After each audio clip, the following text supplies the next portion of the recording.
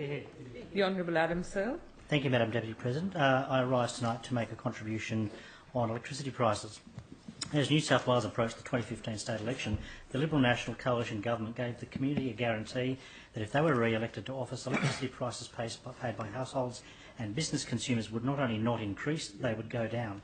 Their press release and website proclaimed breathlessly, and I quote, guaranteed lower prices for electricity customers, quote unquote. This promise was reiterated in the 2015-16 budget paper number 3 to drive down electricity prices, quote unquote. But this has since been airbrushed from history. Why? Because no sooner was the ink dry on the Governor's commissions to the ministers than the New South Wales Government and its agencies went to court to stop the significant reductions in network prices proposed by the Australian Energy Regulator from being implemented. This would have seen cuts to household electricity bills of up to $338 per year and $569 for small businesses.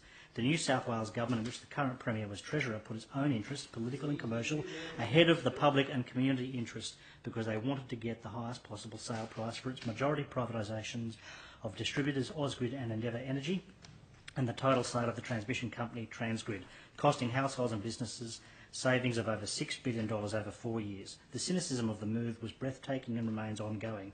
Even as I speak tonight, Madam Deputy President, the legal proceedings are still in the courts, more than 2 years on. On 25 April, the New South Wales Government was warning of household electricity price increases of up to $400 per year because of claimed increases in wholesale electricity costs due to increased investment in renewable energy rather than in coal-fired power. But on 12 March, the same government was spruiking its clean energy credentials when it released its 2016 Clean Energy Action Plan more than a year late. In that document, the New South Wales Government was proclaiming how much it had done to increase the share of our energy our state derived from renewable sources to 14%.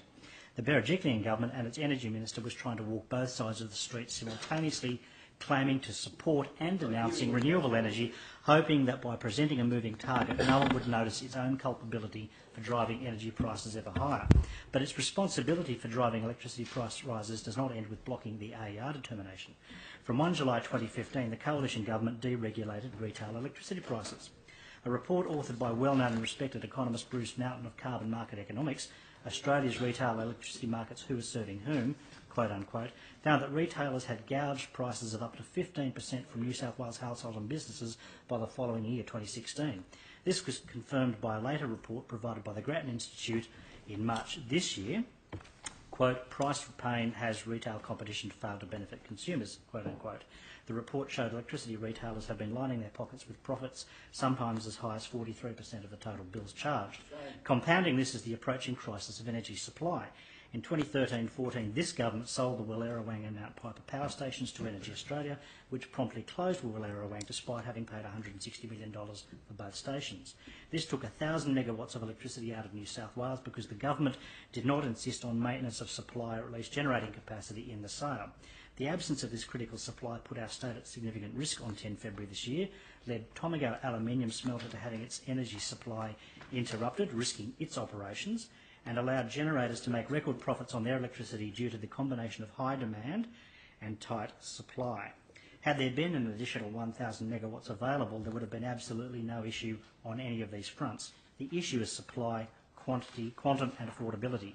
The Government's 2016 Clean Energy Action Plan indicates New South Wales has grown renewable energy by only a net 1% since 2013. If you exclude snowy hydro, as the AEMO does, New South Wales gets less than 10% of its energy from renewables, hardly enough to drive up wholesale electricity prices as claimed. At this rate, it will take nearly 30 years to reach the Government's own 2020 target of 23.5%. This will expose New South Wales businesses and households to an energy crisis because all our main current power sources, the coal-fired power stations that now provide around 80% of our energy, will close over the next 20 years.